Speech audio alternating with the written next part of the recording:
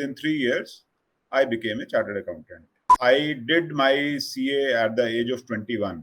तो मैंने कहा भी मैं ये प्रॉमिस कर सकता हूँ कि भी मैं बाकी कंपनियों को मैक्सिमम 3 साल में छोड़ा है, आपको 5 साल से कम में नहीं छोड़ूंगा. I personally was served a show cause notice by the government authorities for an amount which is equivalent to close to 30 crore rupees.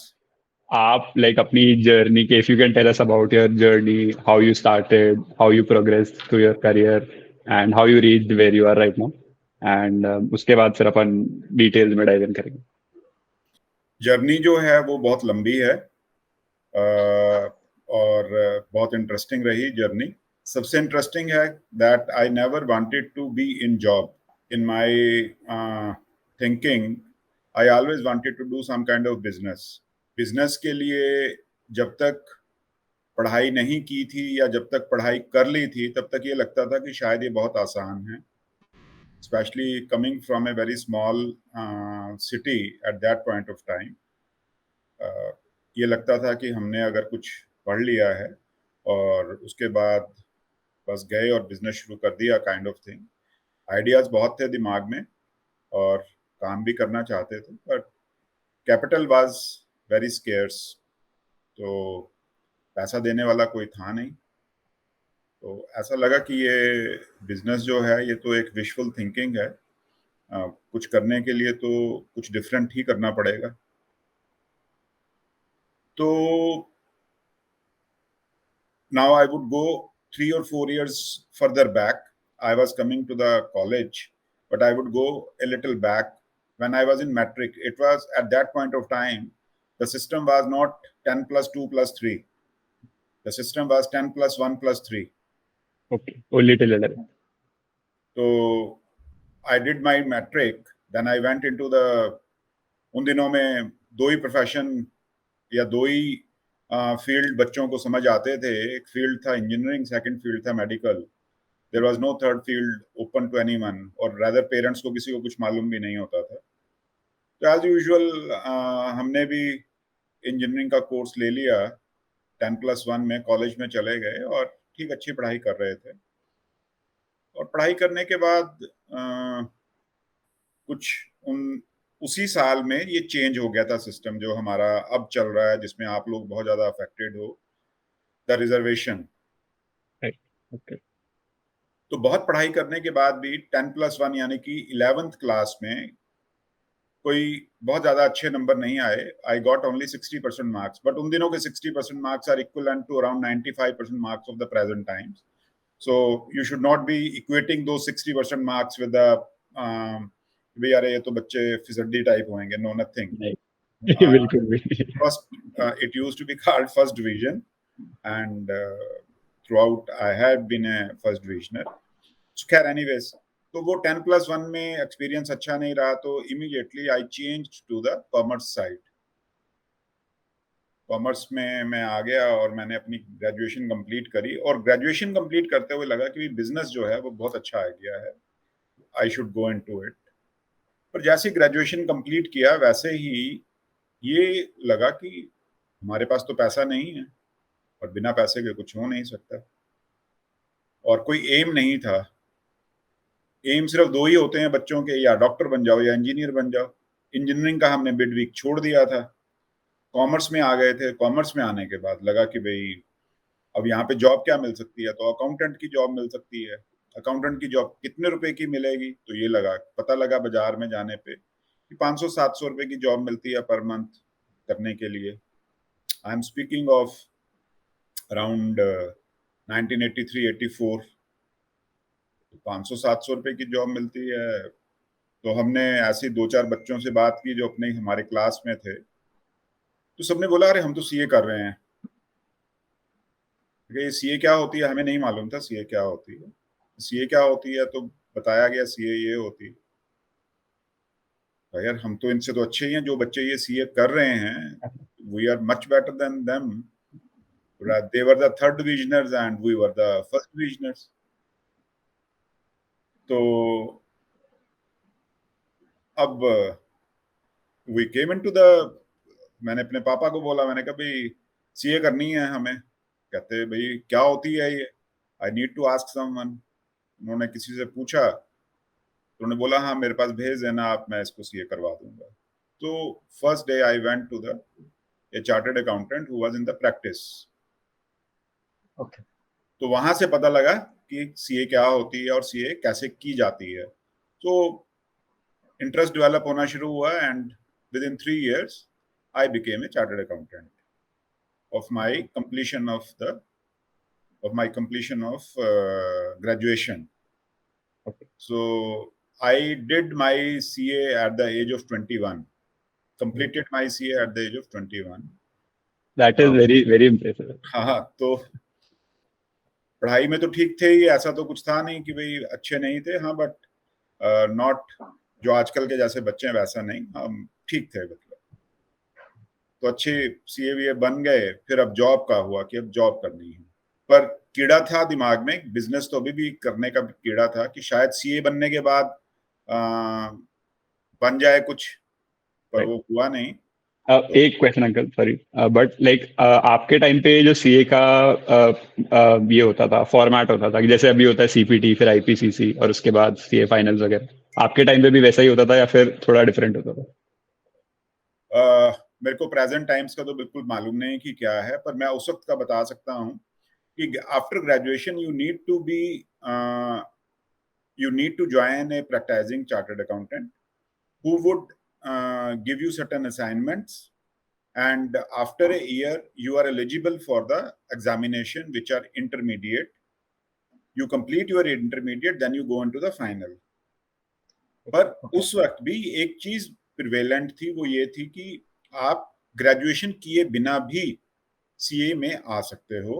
अगर आपने लेट अस से 11th क्लास पास की या 12th और 10+2 हो चुका हुआ था बाय द टाइम मेरी ग्रेजुएशन कंप्लीट हुई, तो 10+2 आ चुका था। आप 10+2 के बाद सीपीटी दीजिए, जो शायद आप बोल रहे हो, एंट्रेंस दीजिए, और अगर आप उसमें क्लियर हो जाते हो then you can join a practicing chartered accountant firm and you start your journey towards the CA. ये आ चुका हुआ था, और उसके बाद आपने इंटरमीडिएट के पेपर दिए और उसके बाद आपने फाइनल के पेपर दिए, you become a chartered accountant. तो शायद उन दिनों में एक या दो मेरे कुलीग्स जो सीए फर्म में आए हमारे साथ, वो इसी रूट से आए भी थे। 10+2 के बाद उन्होंने अपनी एंट्रेंस क्लियर किया और उसके बाद वो they came and then rather they completed their graduation along with the CA. Oh, okay. Graduation उन्होंने CA के साथ ही complete किया। This is how I became a chartered accountant in the year 1986. okay. बस उसके बाद फिर जॉब में आ गए। तो वो जो ड्रीम था उसका कि बिजनेस करना है, या बिजनेस के जो आइडियाज थे जो बहुत अर्ली लाइफ से पार्ट बने हुए थे, वो नहीं बन पाए और जॉब में आ गए, which was starting with a very nominal salary of I think 1800 rupees a month. तुम दोनों बच्चों ने कभी पिक्चर देखी है, वो कौन सी पिक्चर है, गोलमाल? हाँ हाँ हाँ, हाँ देखिए। ओरिजिनल गोलमाल देखी है? जी जी जी, हाँ उसमें Amol Palekar is a chartered accountant, okay. और अगर उस पिक्चर का एक डायलॉग है जिसमें वो बोलता है कि 800 रुपए की तो तनख्वाह मिल ही जाएगी। तो चार्टर्ड अकाउंटेंट, हमारी तनख्वाह 1800 रुपए की थी, which was in my initial. इतना बहुत ज्यादा ही डिफरेंस करंट टाइम्स और जब आपने स्टार्ट किया उसमें। हाँ। So this is how the journey towards a CA started. Right. और and then like when you आपने जब स्टार्ट कर दिया जॉब में, आपने अपनी जॉब स्टार्ट कर ली एकदम फुल फ्लेजेडली, तो आपके दिमाग में तब भी आपको ऐसा था कि क्या पता फ्यूचर में मेरे को बिजनेस करने की कोई अपॉर्चुनिटी मिले, या फिर आप 100% फोकस अपनी जॉब में एक्सेल करने में हो गए? नहीं, मैं शायद बहुत मिसफिट रहा, मैं बहुत मिसफिट रहा। फोकस जो है वो कभी भी इस बात, मतलब I am very honest while speaking now, क्योंकि ये सब्सिक्वेंट स्टेज के ऊपर ये कॉन्ट्राडिक्शन नहीं आनी चाहिए अपनी बात करने में। उसका एक रीजन ये रहा कि शुरू से ही आइडिया कभी किसी के अंडर काम करने का नहीं था। तो ये एक, जब आप जॉब कर रहे हो तो दिमाग में हमेशा एक लेके रखना चाहिए कि हमें जो काम कर रहे हो बड़ी डेडिकेशन से करना है, और there has to be someone जो आपको इंस्ट्रक्शंस देगा, और उसकी इंस्ट्रक्शंस को फॉलो करना जरूरी है। पर जब आप ये नहीं करते हो तो you are never fully into the your job. आप कभी भी मन से नहीं काम करते हो। आपको हमेशा लगता है कि भाई नहीं, मेरा आइडिया जो है वो ज्यादा प्रैक्टिकल है instead of the idea communicated by someone else. तो मैं थोड़ा सा मिसफिट रहा इस मामले में कि मैं अपनी एक इंडिपेंडेंट ट्रेजेक्टरी पे या इंडिपेंडेंट रोड पे ही चलता रहा कि भाई नहीं, मेरे को अपने हिसाब से काम करना है। I have not to go by what my boss is saying. तो ये शुरू के 5-6 साल जो मेरी जॉब के रहे वो बहुत टफ रहे। I was not following what I was directed और what I was asked to do.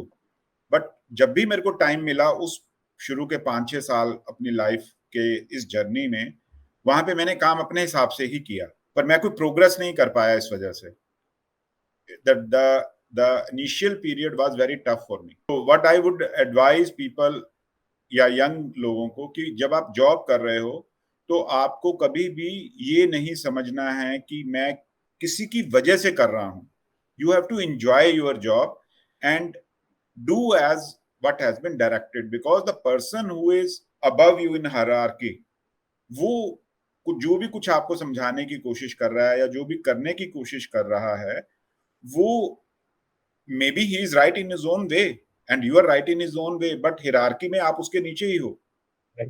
तो काम तो आपको उसके हिसाब से ही करना पड़ेगा अगर आपको प्रोग्रेस करनी है। और अगर आप प्रोग्रेस नहीं करना चाहते हो तो you would be doing what I did and I was not successful.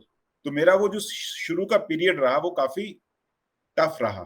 Sir, but how did the transition from not following the things or not following the orders given by higher ups to deciding on ki now I think I should follow their path which they have carved for me? Like, how did this transition occur?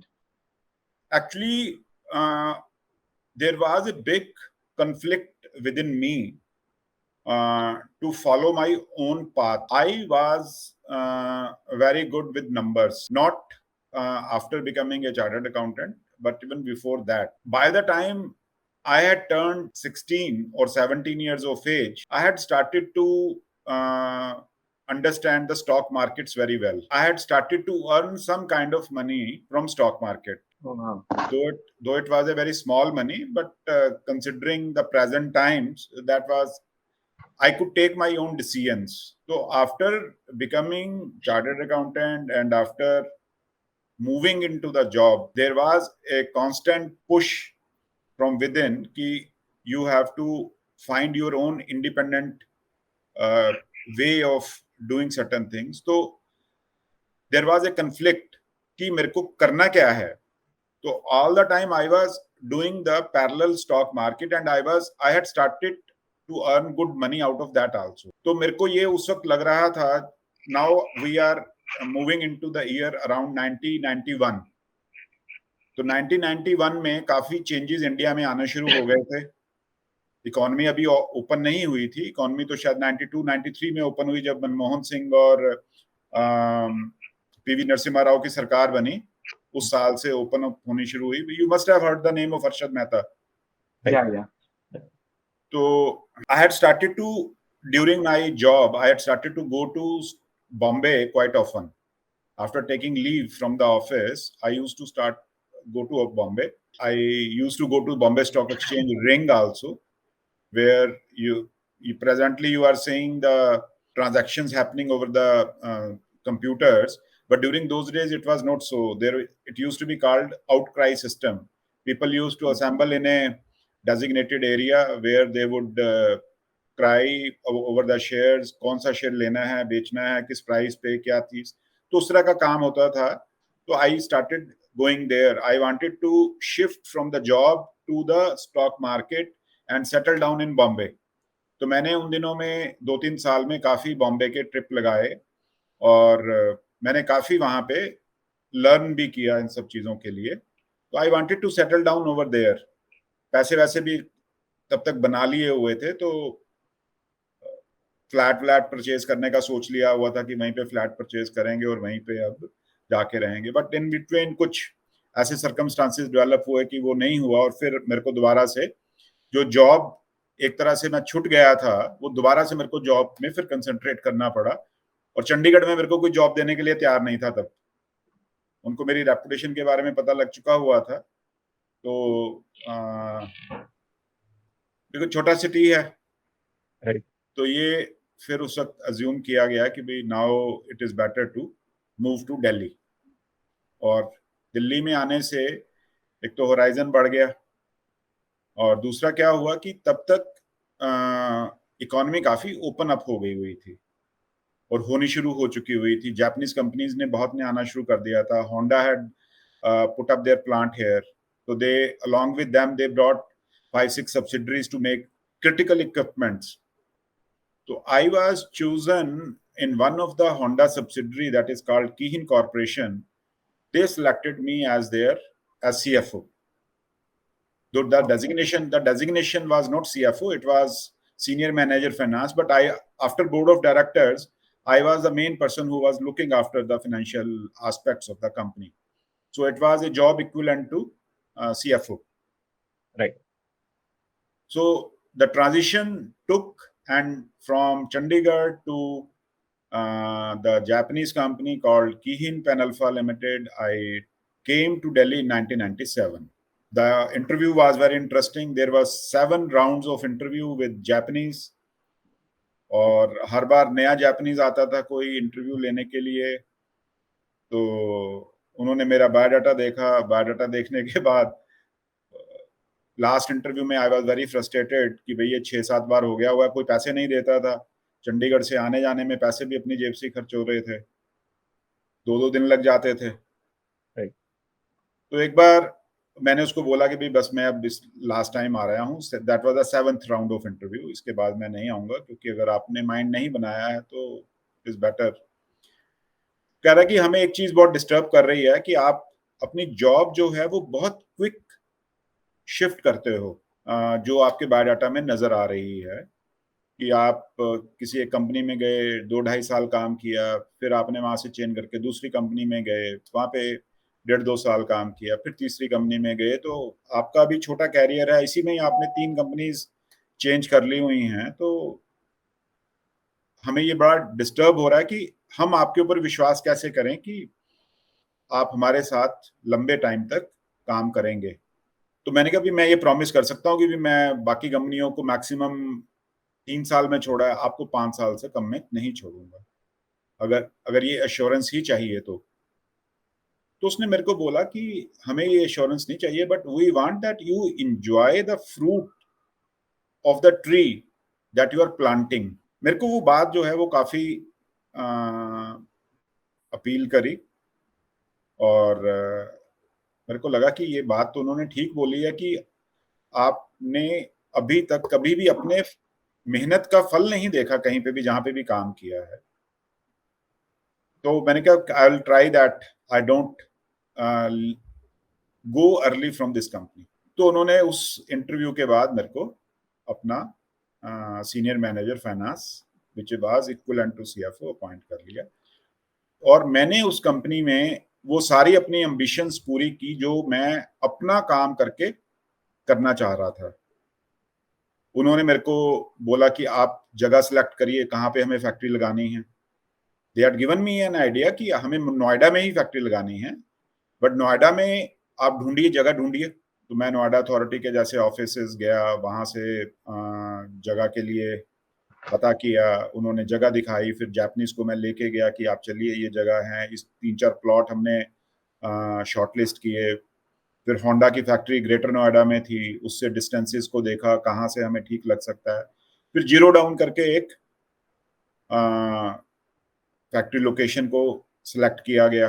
फिर उसके बाद सारी बहुत चीज़ें रहती हैं, कौन सा पोल्यूशन कंट्रोल है, कौन सा एम्प्लॉयज़ के लिए कहाँ पे रजिस्ट्रेशन करवाना है, HR के लिए कौन लड़का अपॉइंट करना है, कंपनी सेक्रेटरी को अपॉइंट करना है, वो सब फिर मैंने उनके साथ मिलके, because I was the first employ of them.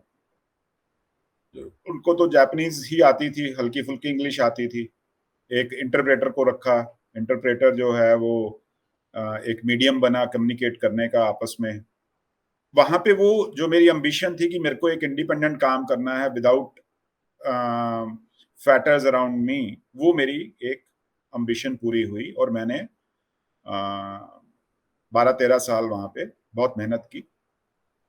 और शुरू के 1-1.5 साल बहुत टफ रहे, इन ए सेंस की कोई शाम सुबह तो जाने का टाइम होता था, शाम में कोई आने का टाइम नहीं होता था। पर जब सेटल डाउन हो गई चीज़ें अराउंड 98-99 में, तो मेरे एक एमडी रहे वहाँ पे, उनका नाम था Mamru Kurunuma. I have great regards for him. उसने मेरे को एक दिन बोला, कहता संजीव अब काम बहुत हो गया हुआ, now you start to enjoy your time with your family. अब आप 8:30 बजे आइए और 5:30 बजे जाइए, जो ऑफिस का टाइम है। Don't stay in the office late hours. कभी कभार कभी जरूरत होगी तो बैठिए, बट अब आपको बहुत लंबा बैठने की जरूरत नहीं है। तो फ्रॉम दैट टाइम ऑनवर्ड हमने अपनी जॉब को भी इंजॉय किया, क्योंकि काम सारा किया हुआ था, बहुत मेहनत से काम किया था, ग्रिप थी पूरी की पूरी काम के ऊपर। और इवनिंग में भी लेट बैठना बंद हो गए, बल्कि स्टाफ बहुत वाज वेरी हैप्पी कि भैया अरे ये तो ऐसी कंपनी नहीं है जहाँ पे सुबह 8:30 बजे आते हैं, 5:15 बजे, रादर 5:30 का भी टाइम नहीं था वापस जाने का, 5:15 बजे घर चले जाते हैं। We enjoyed a great time over there, बहुत काम किया। और उस वक्त लगा कि जो मेरे जो फाइनेंस डायरेक्टर थे उनका नाम था नोरियो अराई, जो उन्होंने मेरे से क्वेश्चन किया था कि that you are not enjoying the fruits of your labour, वो एग्जैक्टली मीनिंग क्या होता है, वो मेरे को रियलाइज हुआ जब I started to enjoy my job as well as my life also. I think ये लाइक जो ये आपको लेसन मिला uncle over 6-7 years of changing your jobs, this is very very important for people in our generation, क्योंकि काफी सब लोगों के दिमाग में ये होता है कि हमको बिजनेस करना है या हमको इंडिपेंडेंट काम करना है। बट जैसा कि आपने बताया कि आपको एक अपॉर्चुनिटी मिली जहाँ पे आप इंडिपेंडेंटली काम कर पाए और एट द सेम टाइम आपको फ्रूट भी मिले। तो अगर बाकी सब लोग को भी ऐसी कोई अपॉर्चुनिटी मिले तो they can work in an organization and at the same time get what they want. Absolutely. देखिए जो जो काम है वो बहुत इंपॉर्टेंट है, आपको अपने काम के बारे में पता होना चाहिए। अगर आपको अपने काम के बारे में पता नहीं है तो आप ना तो वो काम कर सकते हो, ना उसको एंजॉय कर सकते हो। और एक सबसे इम्पोर्टेंट, बल्कि मैं कहूँगा कई चीजें हैं, हो सकता है एक हो सकता है दो हो सकता है तीन हो। One has to be very clear in the communication. छुपाना नहीं चाहिए कुछ भी। अगर कोई चीज गलत हो गई है तो उसको bring it on the table immediately. आप जितना उसको छुपाओगे, इसका मेरे को एहसास हुआ मेरी सब्सिक्वेंट जॉब में, मैं I will come into that also. मेरे को उसका एहसास नेक्स्ट जॉब में हुआ। और जब आपकी कम्युनिकेशन लाइंस बड़ी क्लियर हैं तो आपको फियर करने की जरूरत नहीं है। आपका बॉस या आपके ऊपर जो हियरार्की में है, they are always supportive, they are not against you unless you make them totally or you try to show them down, तब एक डिफरेंट लाइन पे चली जाती है सारी गेम। अदरवाइज जब बिजनेस कर रहे हैं हम, ऑर्गेनाइजेशन कोई भी बड़ी है, उसका एक पैटर्न है, सेट पैटर्न बना हुआ है, वो पैटर्न तो आपको फॉलो करना ही करना है। और काम करते हुए एक मेलाफाइड होती है, एक बोनाफाइड होती है। बोनाफाइड गलती हो जाना कोई बड़ी बात नहीं है। आप बहुत सारे काम करते हो, आपका कभी भी कोई इंटेंशन नहीं रहता है कि मेरी वजह से किसी को भी नुकसान हो। पर कोई नुकसान वाली कोई आप गलती कर बैठे तो उसको छुपाने की जरूरत नहीं है। You have to bring it immediately, भी ये हो गया है, now let us find out a solution for this.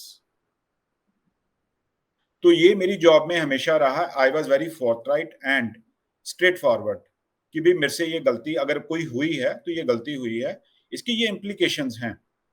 मेरे अपने इस कैरियर मतलब इस कंपनी में काम करते हुए I personally was served a show cause notice by the government authorities for an amount which is equivalent to close to 30 crore rupees,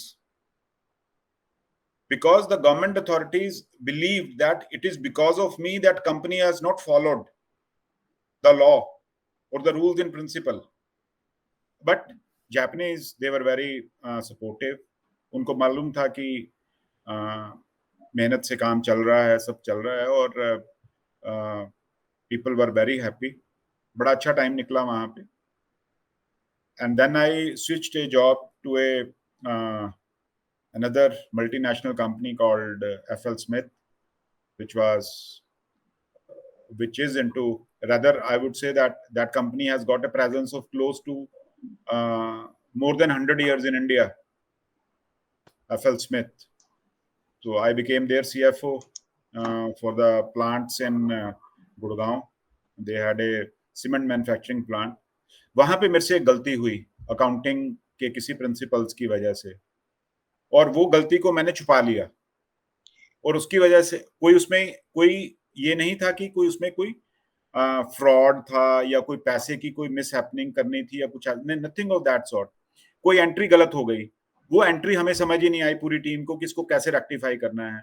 we suffered because of that simple entry in the books for close to 2.5-3 years। तो एक बार इतना ज्यादा pressure हो गया दिमाग में कि जो डैनिश मेरा बॉस था, he had come to India.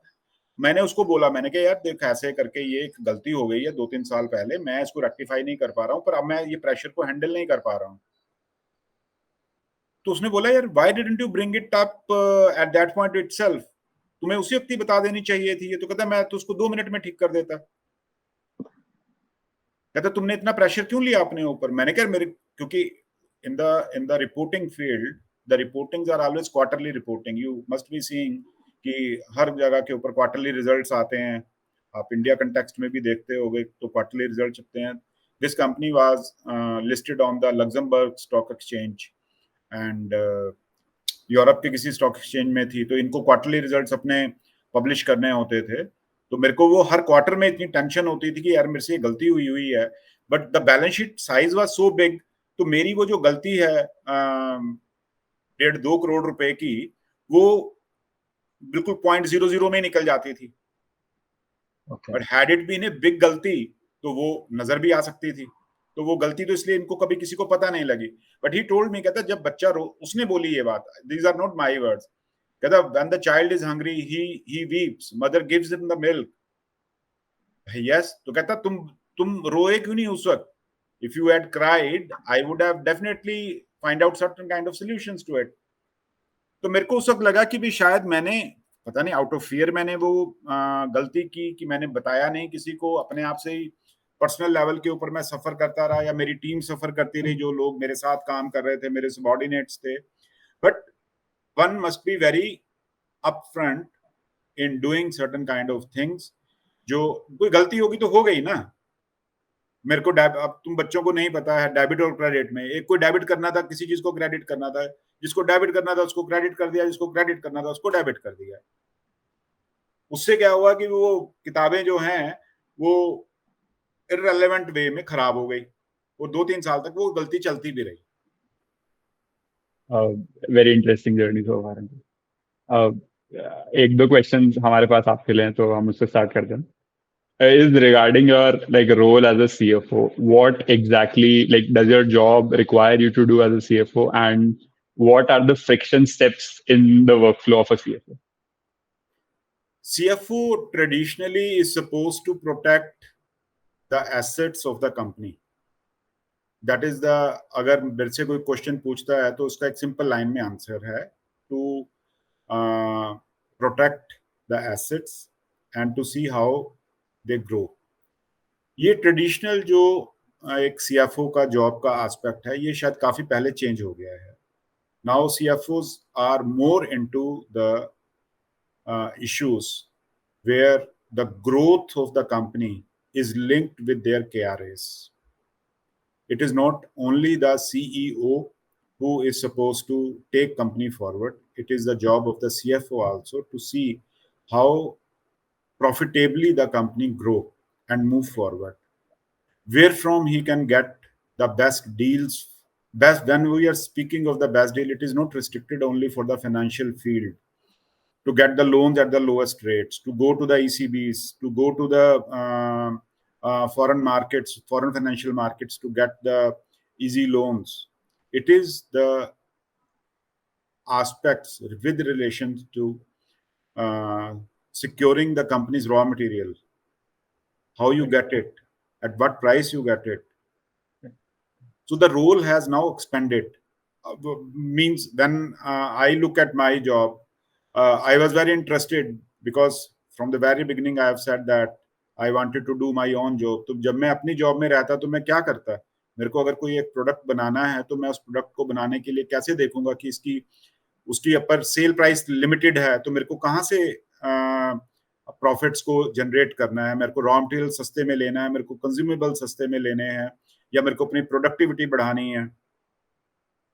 तो ये सब चीजें जो हैं अब सीएफओ के एक जॉब प्रोफाइल में आ चुकी हुई हैं और उनको वो सबको he has to follow them.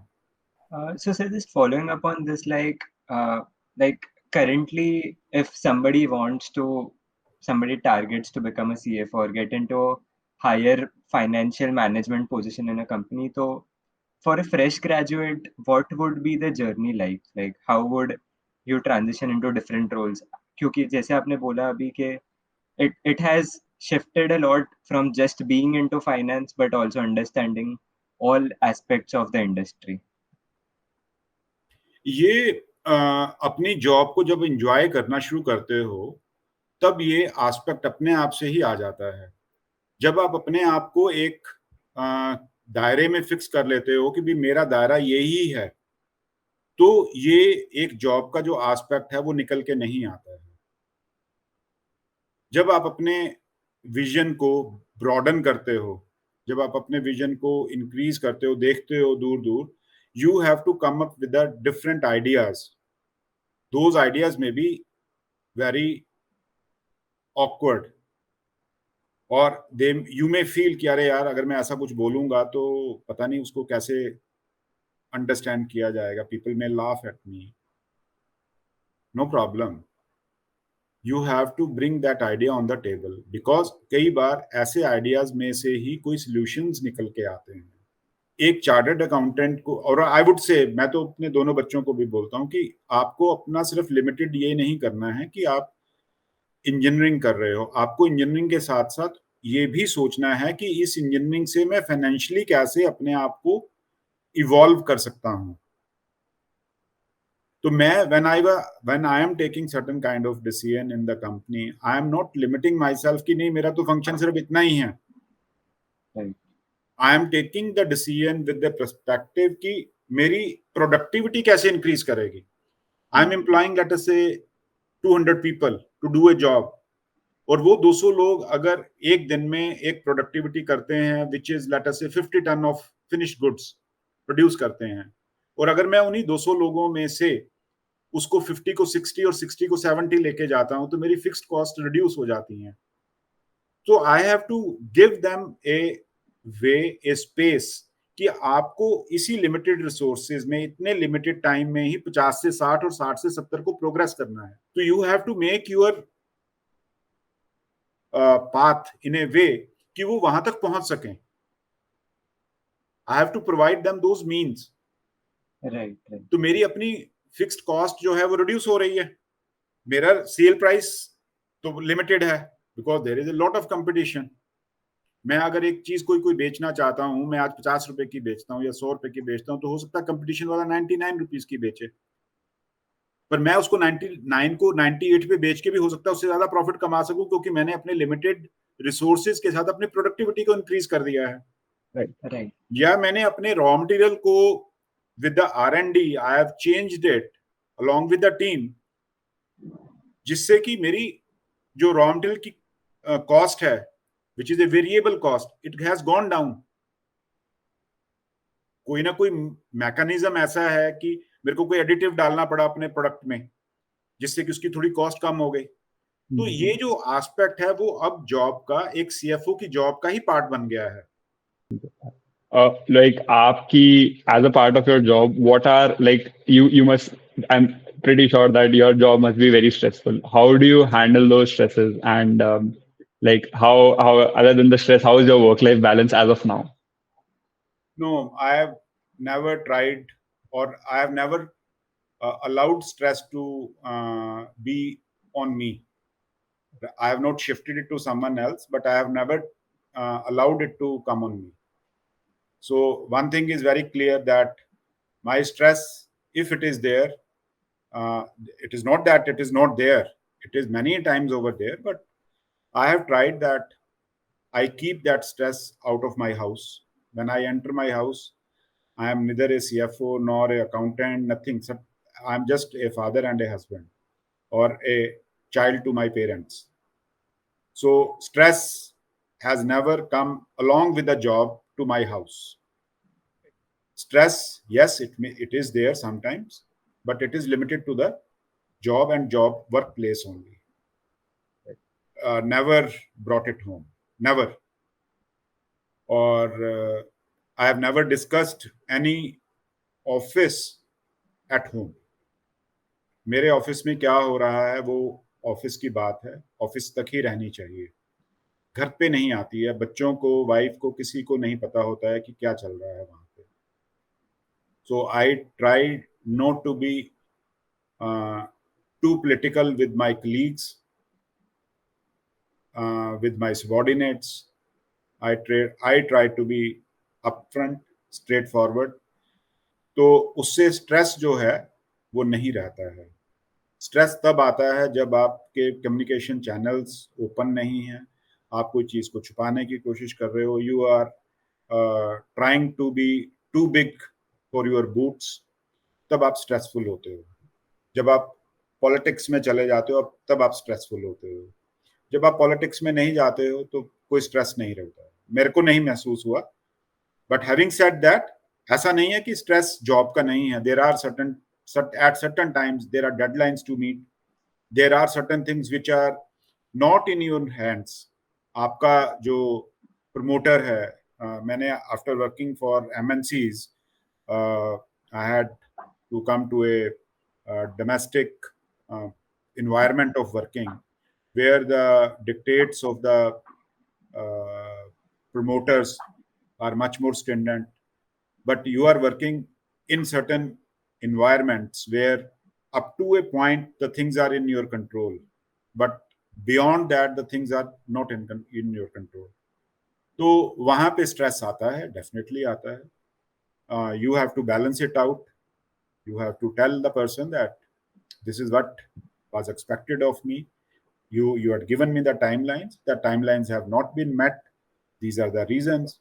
If you think that I'm not doing enough, you please, you are open to fire me, or you may say that, okay, if you are not able to do this, I will employ someone else to do this job.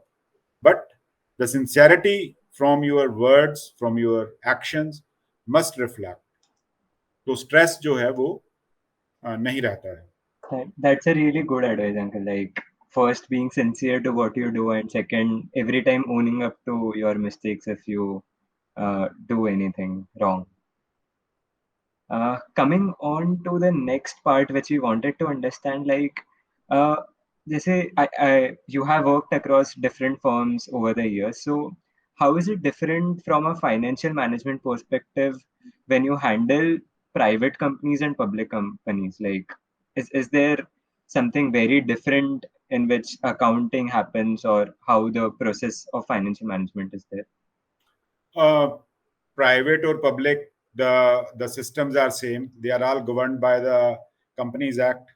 So the books are prepared as per the Companies Act. In a domestic company or in a foreign company, the rules are little different. That they are governed by their laws. They are, though they are registered under the Indian laws, but they follow their own calendar to make their books, and sometimes principles are a bit different from the principles they are followed in here. So, like I had worked in a Japanese company and in a European company, we were making the books, two set of books, one for the foreign and one for the domestic. तो उसमें income tax law के कुछ differences रहते थे, तो वो उनको ही सिर्फ मैनेज करना होता था, बाकी तो दोनों प्रिंसिपल सेम है. Now the third company where I am presently working is a listed company on the stock market. तो लिस्टेड कंपनी के जो रूल्स हैं वो सेबी के डिक्टेट किए हुए हैं, सेबी के अपने रूल्स रेगुलेशंस हैं, जिसकी वजह से आपको उन सबको फॉलो करना पड़ता है. They are all timeline bound. तो उसमें कई चीजें आती हैं जो मेरे प्रीवियस ऑर्गेनाइजेशंस में नहीं थी, क्योंकि they were not listed companies in India. They were listed in Japan Stock Exchange, Tokyo Stock Exchange, and they were listed over there. तो उनके लिए हम responsible नहीं थे. We were responsible only up to the limited work which we were supposed to do. But here we are responsible for all the aspects of the SEBI and the stock exchange where we are listed, to do according to their rules and regulations. तो ये एक बहुत बड़ा difference है. This is related to software, sir. Any software tools that you frequently use as a CFO to make your work easier or more efficient? Accounting में एक तो आपको एक्सेल के ऊपर आना काम जरूरी है. तो एक्सेल की I have fairly good knowledge over a period of time, not learn otherwise. जैसे आप लोग लर्न करते हो वैसा नहीं है. बट हाँ, over a period of time the learning has been on the job. जैसे वो मैंने बोला, जापानीज जो हैं, they come into the job at 17, 18 या 19 years of age, और फिर वो सारा कुछ जॉब पे लर्न करते हैं.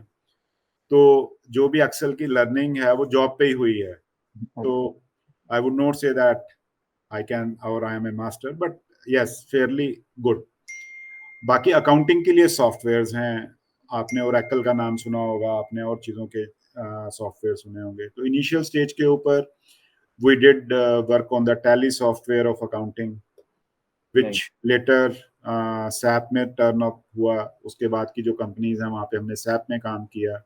The present company where I am working, there we have developed, this company has developed their own set of accounting tool, which is based on the Oracle platform, but not SAP or ERP. It's a in-house developed software and working very well. तो अब उस पे काम कर रहे हैं. How as a financial a person from a financial background, how do you invest your own money, like in the normal channels that a general person from a non-financial background does, or do you do something else that is not much very much? I am a core equity investor. तो वो तो मैंने आपको शुरू में बताया कि I started doing it from the age of 16-17. तो मेरे पास आज भी वो शेयर्स हैं जो मैंने 16-17 साल की एज में परचेज किए थे. I still own them. तो और I am a core equity investor. I generally don't invest through the mutual funds और इनटू द अदर एरियाज. तो वो एक नेचुरल गिफ्टेड है गॉड का कि जो इन्वेस्टमेंट्स हैं वो दे जस्ट हैपन. अब मैं उसमें what method do you use to find companies or stocks you want to invest in? What method? You need to read about the company, understand their balance sheet, understand the governance issues into that, and then the kind of work they are doing is very important. If a company is into their field and that field for them is their core area of business, then I would tell it to you with an example. Nestle, they are the best in the dairy products. They are best into the chocolates. So I had bought that share at around 160 rupees around 30 years back. Today that share is 22,000 rupees. Wow. 160 to 22,000. तो ये जो चीज है ये we could understand at that point of time कि this is an area FMCG है, 5 रुपए की चॉकलेट 10 रुपए की चॉकलेट बिकती है और बच्चे जो हैं वो खूब खाते हैं, हम भी खाते ही थे. तो this business is never going to fail. और वो they are coming with the new products, new inventions, new innovations into their products and the profit grows quarter on quarter. तो अब जितने की इन्वेस्टमेंट कर दी उससे 4 या 5 गुना तो हर साल डिविडेंड ही आता है. Purchased MRF at around 200 rupees around 30 years back. आज वो 1 लाख रुपए प्लस है. तो ये इन्वेस्टमेंट जो हैं वो over a period of time you start to get a knack for them कि भाई ये इन्वेस्टमेंट आपकी. At that point of time I would say that I never expected that it will reach these astronomical heights. Definitely I never expected them, but with a period, with a so much of time, their profits have grown so much कि अब वो उनकी price demand करती है. और जब purchase कर रहे थे तब ये नहीं था दिमाग में कि भी 20,000 या 22,000 या 1 लाख रुपया हो जाएगा. तब ये था कि भी 200 रुपए से 1,000 रुपया हो जाएगा, 3,000 रुपया हो जाएगा, 2,500 रुपया हो जाएगा. पर वो जर्नी उनकी भी बहुत फास्ट रही, तो अब वो इस लेवल पे पहुंच गए हुए हैं. Got it. So you mostly rely on fundamental analysis. So do you also take a look at the technical chart patterns and do trading in that way? I can predict the price of certain shares which are very heavily traded, looking at the charts also. But for a long-term point of view, from a long-term point of view, charts are not relevant. I would say charts are not relevant. जो investment मैंने 10-12 साल पहले करी 40-50 रुपए की, आज कोई 1,200 रुपए की या कोई 1,500 रुपए की है, तो वो एक क्योंकि वो I have stayed with that company, I could have jumped also. तो भाई मेरे को मैंने 15 रुपए का शेयर खरीदा या 20 रुपए का शेयर खरीदा, 100 रुपए हो गया, 5 times हो गया money, let us get out of it. But जब आप उसकी बैलेंस शीट को कंटिन्यूसली पढ़ते रहते हो, उसके फाइनेंशियल्स को, उसके फर्दर एक्सपेंशन प्लान्स को, तो यू गेट ए नैक यार ये they are doing good and आने वाले टाइम में the story, growth story will continue. तो इंस्टेड भी मेरे को करना भी क्या है, उस पैसे को निकाल के कहीं और इन्वेस्ट करना है. तो वाई नॉट, जो आदमी आज आपसे 1,200 रुपए का शेयर परचेज कर रहा है, तो he is not buying it to sell at 900 rupees, he is buying it at 1,200 rupees to sell at 1,500 rupees. तो he is looking for a growth of around 20% या 10% या 12%. तो why you get out of it unless you have some really exciting opportunities at some other place. Okay, so like this is the final section, sir. We call it the rapid fire. We'll ask you for 4 or 5 questions, and whatever is at the top of your head, you have to answer with that. Okay. So yeah, the first question is, what according to you is the best part of your job? What according to me is best part of my job? Yes. Working with people, working with and understanding them and making my understand clear to them. I enjoy working with people, understanding and making my point very, very clear. What is one thing that you would like to change about your job? My job, if I could do, I would instead of finance, I would have gone into the marketing. Good. Okay. Can AI impact your job in any manner according to you? Maybe yes. In the times to come, it can happen. There are many aspects of the accounting job which are being taken over by the AI. Yes, it can. But there are many things which only a qualified person can do in the financial field. AI cannot take over that portion. Okay. And last question, what is one missed opportunity that you wish you could have a second chance at? Very early in my career, when I said that I was going to Bombay many a times, I rang up Mr. Hemant Kothari. You people may not be aware of it. Have you heard the name of DSP Merrill Lynch? Yes. Yeah. Bank of America is now a part of American. DSP is a organization started by Hemant Kothari. Once in my trip to Bombay, I rang him up to say that I would like to work with you, because my idea was never to work as a CFO or as an accountant or this or that. My always idea was to work with uh, stock market people who understands.